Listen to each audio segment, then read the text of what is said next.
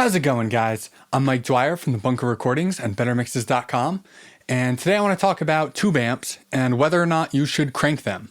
So it's a super common thing in the guitar world that a ton of people say that if you're using a tube amp, you need to crank it up like super far or all the way in order for it to sound good. And I've heard some people go as far as saying that it's not even worth getting a tube amp if you can't crank it up all the way. The idea being that the saturation you get from driving the power amp is a super important part of the sound of a tube amp. But I wanted to put this to the test for myself and find out, do we really need to crank our tube amps? And the answer is, as with most things in audio, it depends.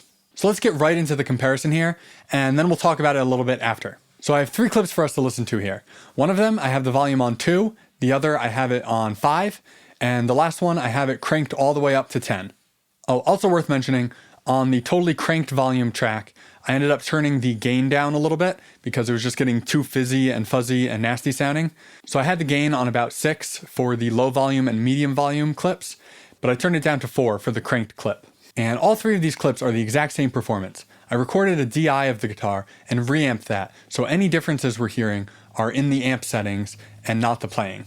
And just so you know everything I'm using for these clips, I'm using my Les Paul, and for the amp we have an Orange Rocker 30, and that's going into a Vox 412 cab with Celestion creambacks, and we're miking that up with an SM57.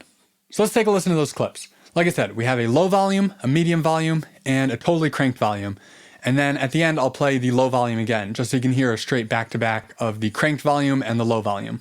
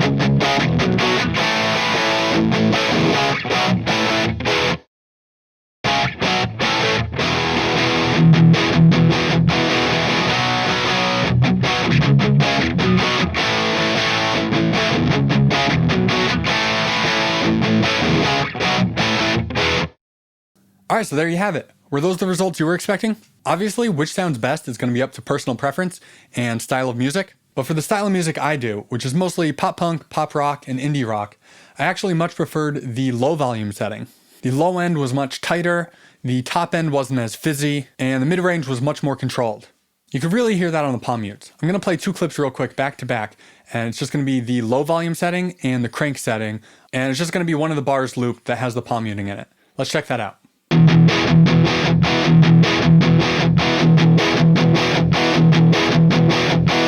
So yeah, that really showcases the difference to me. With the low volume, it's super tight on those palm mutes. And then on the cranked version, it's really kind of flabby sounding.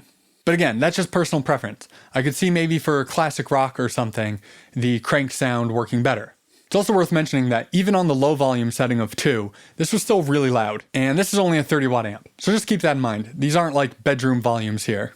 Now, obviously some of the difference we were hearing could be adjusted or made up for with the EQ on the amp. But still, the actual distortion and saturation between the 2 settings sounds drastically different. So like I said, it's not necessarily a totally black and white issue. Sometimes, for some sounds, you're going to want to crank it up louder.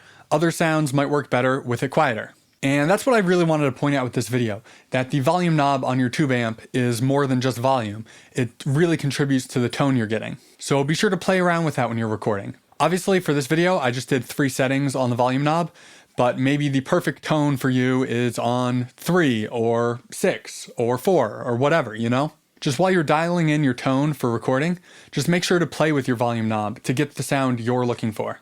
So if you found this video helpful, be sure to leave a thumbs up and subscribe, and let me know in the comments down below which of these 3 settings you preferred and which style of music you primarily work in. I'm really curious to know what everybody else thinks. Also, be sure to head on over to BetterMixes.com to grab a free copy of my Ultimate EQ cheat sheet.